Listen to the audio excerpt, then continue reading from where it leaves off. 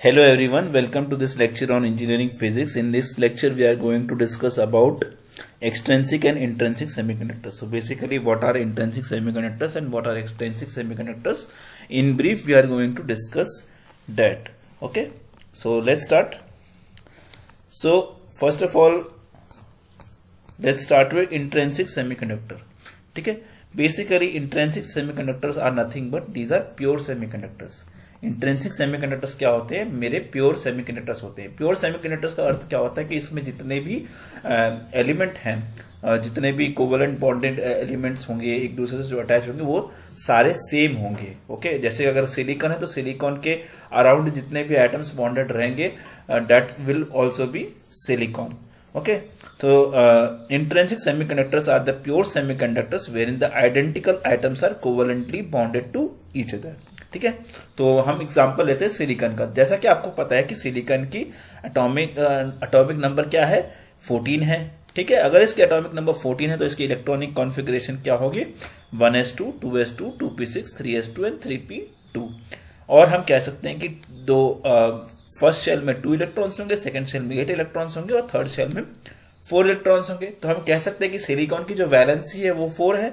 तो अगर मेरी पास में आउटर मोस्ट इलेक्ट्रॉन में if there are n number of electrons present, तो कितने number of electrons are required to complete the octet? जैसा कि हमने पिछली क्लासेस में डिस्कस किया था, इट इज 8 - n।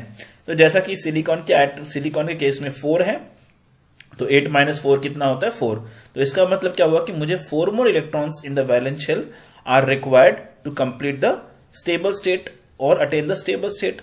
ओके, तो हम कह सकते हैं कि हर एक silicon atom will bond covalently with the 4 silicon atom. ठीक है, हर एक सिलिकॉन एटम है 4 सिलिकॉन एटम के साथ में क्या करेगा? एक तरह से शेयरिंग करेगा, जैसा कि हम इस फिगर में देख सकते हैं। ठीक है, तो यहां पे आप देख रहे हो हर एक से एक इलेक्ट्रॉन इसने शेयर कर दिया। Total electrons outermost shell में कितने हो गए मेरे पास में? 1 2 3 4 5 6 7 एंड 8। Okay, 1 2 3 4 5 6 7 and 8। ओके, तो आप देख रहे हो कि यहां पे सब कुछ जो है क्या हो गया मेरे पास में? स्टेबल स्टेट एक तरह से आ गया। ठीक है, अब T = 0 केल्विन की बात करें, जब हमारे पास में टेम्परेचर 0 केल्विन है तो हम यहां पे देख सकते हैं कि सब ऑक्टेट ऑलरेडी अटेंड कर चुका। तो इसका मतलब क्या हुआ? मेरा जो वैलेंस बैंड है वो कंप्लीटली फिल्ड हो चुका है। तो क्योंकि मेरे पास में बैलेंस बैंड जो है वो मेरा कंप्लीटली फिल हो चुका है, मेरे पास में स्पेस नहीं है कि फ्री इलेक्ट्रॉन वहां से मूव कर सके। मतलब इलेक्ट्रॉन को मूव करने के लिए कोई स्पेस नहीं है ना, और कोई इलेक्ट्रॉन एक जगह से दूसरी जगह पे मूव ही नहीं कर रहा है। ठीक है, तो इसकी वजह से एट 0 केल्विन पे ये जो सेमीकंडक्टर है वो क्या एक्ट करेगा? एज एन इंसुलेटर एक्ट करेगा। So since at T = 0 kelvin the valence band is completely filled and there is no movement of free electron possible. Since no free electron are available or electron cannot move from the valence band to conduction band, the semiconductors behave as an insulator. अब हम बात करते हैं कि अगर suppose करो कि T = 300 kelvin आ गया। T = 300 केल्विन आने से क्या होगा कि कोई भी एक इलेक्ट्रॉन कहीं पे भी सिलिकॉन एटम का कोई एक इलेक्ट्रॉन क्या होगा? थर्मली एक्साइट हो जाएगा। थर्मली एक्साइट होकर वो वहां से बाहर निकलेगा, और जैसे ही वो बाहर निकलेगा उससे क्या होगा? बाहर निकल के वो वैलेंस बैंड से कंडक्शन बैंड की तरफ मूव करने की कोशिश करेगा। ठीक है, क्योंकि कंडक्शन बैंड में एम्प्टी स्पेसेस है तो वहां पे इलेक्ट्रॉन जो है वो मेरा फ्रीली मूव करता है। लेकिन जब ये मूवमेंट होता है तो क्या होता है कि जहां से वो मूव किया है वहां पे वैलेंसी क्रिएट हो गई है, या फिर आप कह सकते हो होल क्रिएट हो गया है। ठीक है, so however in the case of T = 300 kelvin और at room temperature the electron can be thermally excited. So let's say one of the electron move from any of the silicon atom. Because of these movements, a valence is created as holes as shown in the following figure. देखो यहां पे आपने देखा कि यहां से electron जो है वो थर्मली एक्साइट हो गया। ठीक है, तो थर्मली जनरेटेड फ्री इलेक्ट्रॉन जो है वो बाहर की तरफ आ गया, और यहां पे क्या क्रिएट हो गया? मेरा होल क्रिएट हो गया। ठीक है, साइड 1 पे होल क्रिएट हो गया। अब क्या होगा ना कि इसके नेबरिंग एटम्स में भी जो क्या है इलेक्ट्रॉन्स प्रेजेंट है। अब सपोज करो रेंडमली ये प्रोसेस होता है, ये इलेक्ट्रॉन जो है यहां से मूव करके यहां पे आ जाएगा, तो अब यहां पे होल हो जाएगा। ठीक है, अब यहां से ये इलेक्ट्रॉन जो है इस तरफ आ जाएगा, तो यहां पे होल आ जाएगा। तो इस तरह से इलेक्ट्रॉन और होल का मूवमेंट होता रहेगा। So you can say that now in this vacancy created, the electron from another side may accommodate, and hence this way causing holes and electron to move within the crystal, and hence we can say that the electron is freely moving, and so we can say that semiconductor behaves as conductor at T equal to 300 kelvin. तो यहाँ पे electron और whole की movement की वजह से semiconductor के किसकी तरह एक्ट कर रहा है, कंडक्टर की तरह एक्ट कर सकता है। तो यहाँ पे हम लोग इसको डायग्रामेटिकली भी देख सकते हैं किस तरह से अब इस साइड पे इलेक्ट्रॉन आ गया, इस साइड से इस साइड पे इलेक्ट्रॉन आ गया। पहले यहाँ पे होल था, आपने देखा यहाँ पे होल था, तो अब इस साइड 2 से यहाँ पे इलेक्ट्रॉन आ गया, तो क्या हो गया, अब यहाँ पे होल आ गया। तो इस तरीके से इलेक्ट्रॉन और होल का मूवमेंट होता रहता है, और जिसकी वजह से मेरा क्या होता है, कंडक्टिविटी पॉसिबल होती है। ठीक है।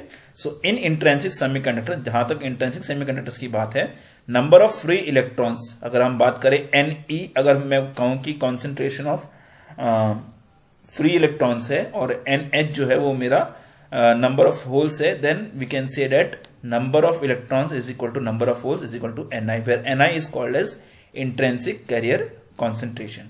So in the case of intrinsic semiconductor, always remember Ne is equal to NH is equal to Ni. ठीक है। अब band diagram for the above process can be shown as following. तो देखो first case में क्या था, T equal to 0 kelvin का case है। यहाँ पे देखो पूरी तरीके से जो मेरा कंडक्शन बैंड है वो पूरी तरीके से फिल्ड है, तो यहाँ पे कुछ एनर्जी गैप भी है, और यहाँ से कोई भी इलेक्ट्रॉन जा नहीं रहा, तो ये एक इंसुलेटर की तरह बिहेव कर रहा है। अब क्या हुआ कि कुछ इलेक्ट्रॉन्स जो है यहाँ से निकल के ऊपर की तरफ चले गए, और यहाँ पे होल्स क्रिएट हो गए। ठीक है। तो फ्री इलेक्ट्रॉन्स की वजह से क्या होगा, यहाँ पे कंडक्शन टेक्स प्लेस करेगा। Okay. Next we talk about extrinsic semiconductor. So क्या देखा गया है कि conductivity of an intrinsic semiconductor depends on temperature. Basically जो इंट्रिंसिक सेमीकंडक्टर की हम बात कर रहे हैं, तो उसकी जो कंडक्टिविटी है वो किस पे डिपेंड करेगी, टेम्परेचर पे डिपेंड करेगी।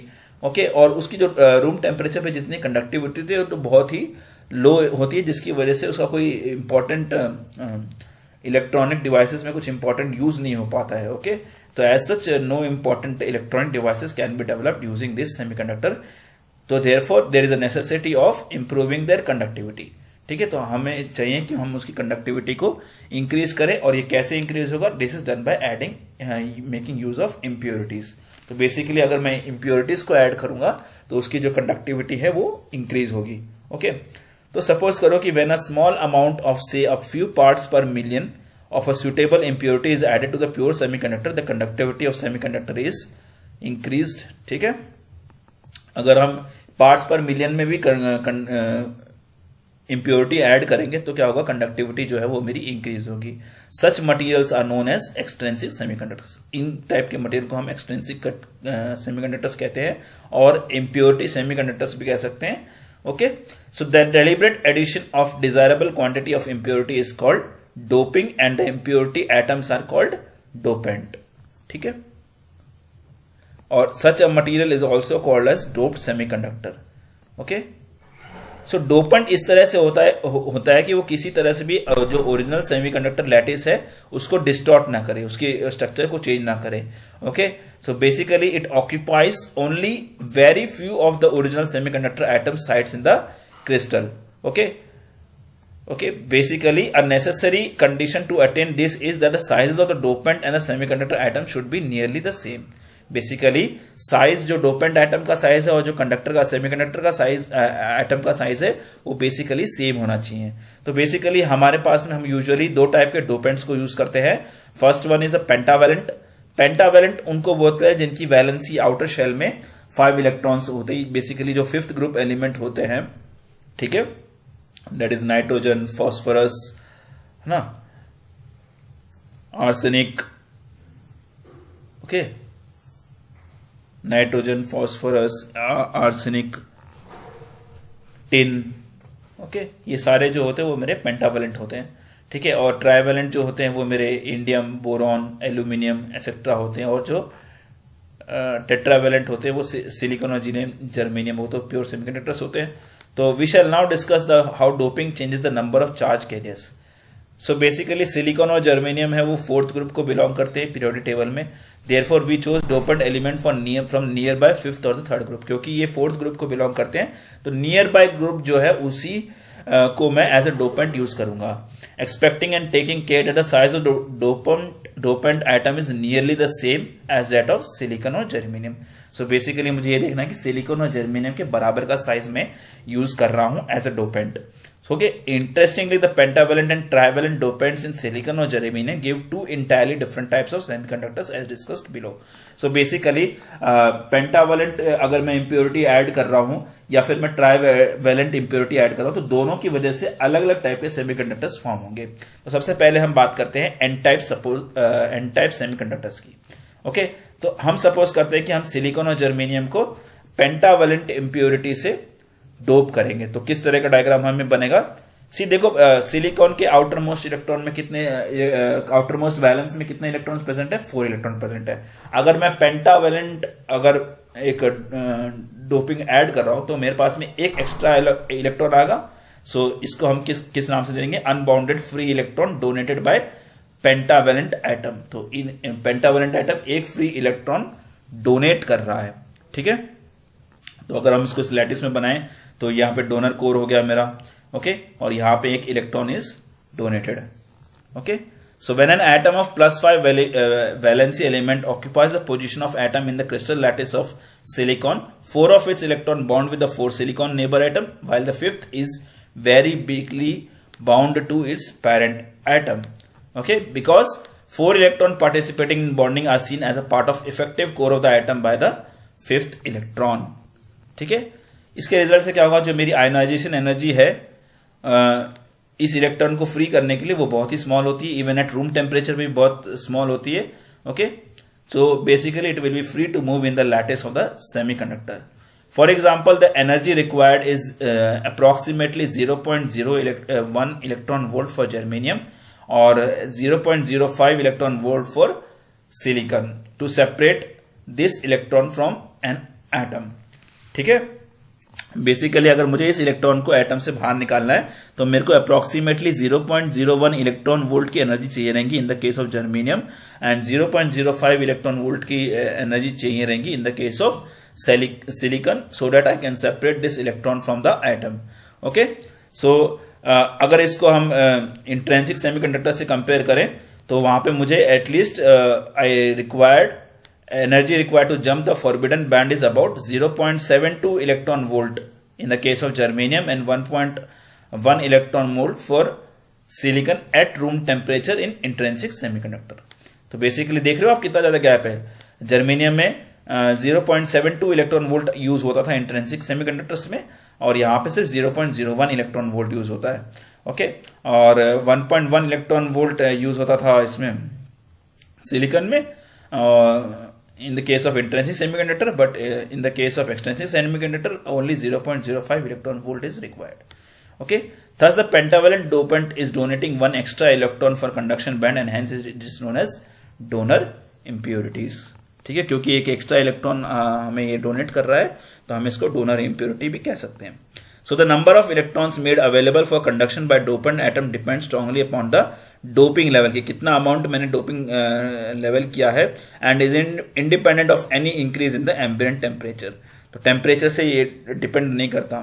On the other hand, the number of free electrons with an equal number of holes generated by silicon atoms increases weakly with the temperature. ठीक है.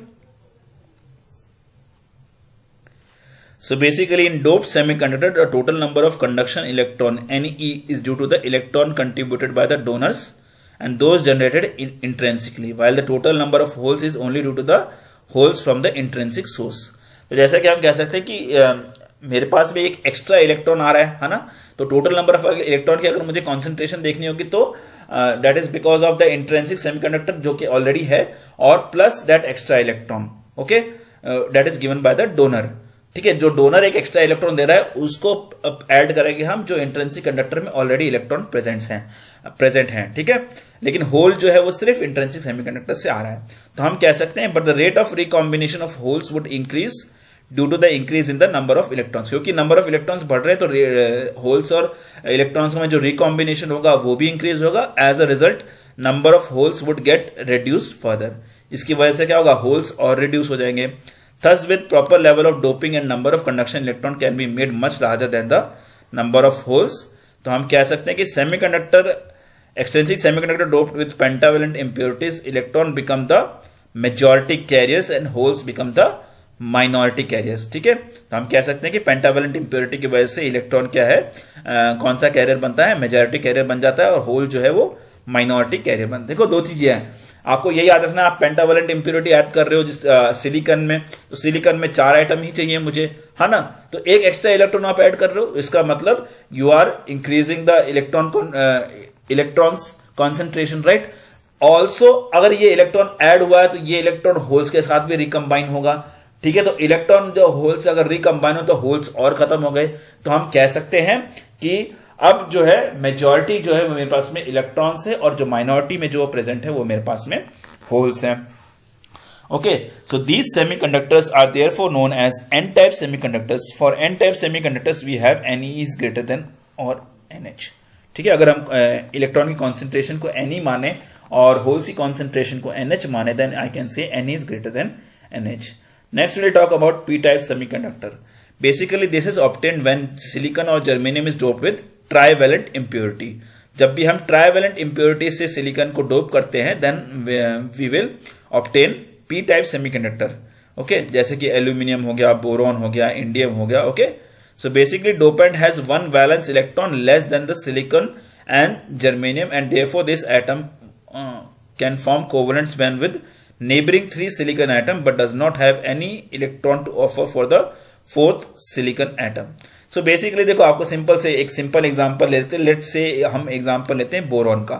तो बोरॉन की वैलेंसी कितनी होती है, 2 और 3, क्योंकि 5 इसका एटॉमिक नंबर होता है. तो इसका मतलब कि बैलेंस इलेक्ट्रॉन में कितने इलेक्ट्रॉन प्रेजेंट होंगे, 3 इलेक्ट्रॉन प्रेजेंट होंगे. लेकिन सिलिकॉन को कितने चाहिए, 4 चाहिए.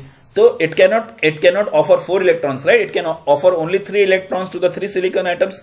लेकिन फोर्थ एटम अब सिलिकॉन के पास में नहीं है, तो उसका जो है वो वैकेंसी क्रिएट हो जाएगी basically. Okay, so the bond between the fourth neighbour and the trivalent atom has a vacancy as shown in the figure.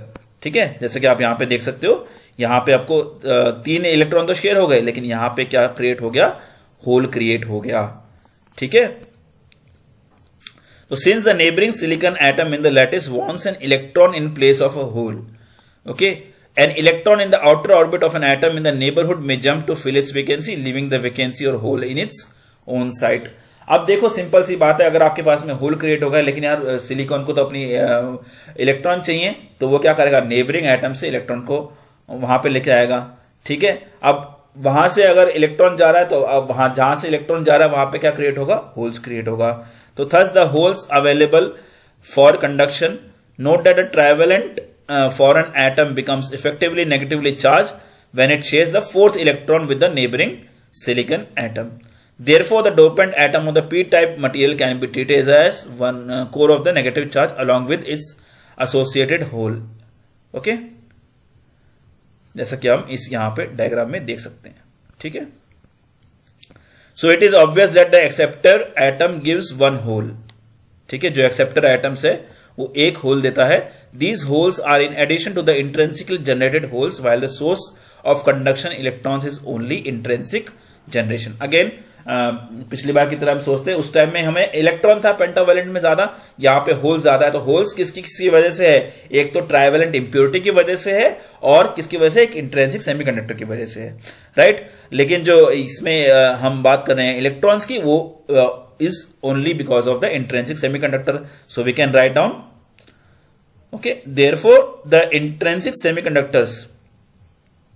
So basically हम ये कह सकते हैं कि यहाँ पे होल्स जो है वो मेजॉरिटी में होगा और इलेक्ट्रॉन्स जो है वो माइनॉरिटी में होगा. Therefore extrinsic semiconductor doped with tri impurity are called P type semiconductors, क्योंकि होल्स की क्वांटिटी ज्यादा है. So for P type semiconductor the recombination process will reduce the number of intrinsically generated electrons to Ne. So therefore for P type semiconductor NH is greater than Ne. So basically हर एक crystal, अगर हम ये point note करें कि हर crystal जो है वो ओवरऑल चार्ज न्यूट्रलिटी को मेंटेन करके रखता है. ठीक है, as a charge of additional carriers is just equal and opposite to that of the ionised core in the lattice. ठीक है, so basically in extrinsic semiconductor, because of the abundance of majority current carriers, the minority current carriers produced thermally have more chance of meeting the majority carriers and thus getting destroyed. ठीक है, इसलिए अगर हम large number of current carriers of one type अगर add करेंगे, okay, so it becomes the majority carriers, which indirectly helps to reduce the intrinsic concentration of the minority carriers. Okay, the semiconductor's energy band structure is affected by the doping. ठीक है, so basically अगर हम semiconductor band structure को देखेंगे तो यहां पे देख रहे हो आप, ठीक है, तो basically one thermally generated electron hole pair, तो यहां पे मेरे पास में 0.01 इलेक्ट्रॉन वोल्ट आ गया. ठीक है, ठीक है ना, तो इलेक्ट्रॉन को यहां से यहां जाने में कम टाइम लगेगा, ऐसे ही यहां से यहां जाने में कम टाइम लगेगा. T is equal to 0 kelvin, है ना, तो क्योंकि हमने either we have added the pentavalent impurity और we have added the trivalent impurity. उसकी वजह से क्या होगा, there will be energy levels created. Okay, so this energy levels help कि जो हमारा जो एनर्जी गैप है वो एक तरह से मेरा कम हो जाएगा. ठीक है, इनको ही हम वर्ड्स में देखेंगे अभी. या so in case of extrinsic semiconductor additional energy states due to the donor impurities. Okay, let's say ED and acceptor impurities को हम मान लेते हैं ईए ऑल्सो एग्जिस्ट. ठीक है, तो जब हम एनर्जी की बैंड की बात करें in an type semiconductor, the donor energy level ED is slightly below the bottom of conduction band and electrons from this level move into the conduction band with very small supply of energy. ठीक है, basically जो मेरा donor है, जैसा कि मैंने diagram में देखा था, जो डोनर एनर्जी लेवल है that is slightly below the conduction band. ED is slightly below the conduction band. ठीक है, ये कंडक्शन बैंड है आपका, ये डोनर बैंड. ठीक है, तो यहां से इजीली जो है एनर्जी ट्रांसफर हो सकती है, इलेक्ट्रॉन ट्रांसफर हो सकता है with use of very small supply of energy. ठीक है, तो at room temperature most of the donor atoms get ionised but very few atoms of silicon get ionised. So the conduction band will have most electrons coming from the donor impurities as shown in figure A. Similarly for p-type semiconductor, the acceptor level EA is slightly above the top of EV of the valence band. ठीक है, जैसा कि हमने इस diagram में देखा था, यहां पे EA जो एक्सेप्टर एटम है that is above the valence band. Okay, slightly above the valence band. Okay, so basically अगर small supply of energy मैं दूंगा तो an electron from valence band can jump into the level EA and ionize the acceptor negatively. Okay, alternatively we can also say that with a very small supply of energy the hole from EA sinks down to the valence band and electron rise up and holes fall down when they gain external energy. ठीक है, तो हम कह सकते हैं कि at room temperature most of the acceptor atoms get ionized leaving holes in the valence band. ठीक है, रूम टेम्परेचर में सारे एक्सेप्टर आयनस जो है आयनाइज हो जाते हैं और होल्स को वैलेंस बैंड में छोड़ जाते हैं. तो at room temperature the density of holes in the valence band is predominantly due to the impurity in the extrinsic semiconductor. Basically extrinsic semiconductor की वजह से ही मेरी डेंसिटी ऑफ होल जो है वो ज्यादा है. ठीक है, the electron and hole concentration as semiconductor in thermal equilibrium is usually given by Ne into NH is equal to Ni. ठीक है, so this was for this lecture. Thank you very much.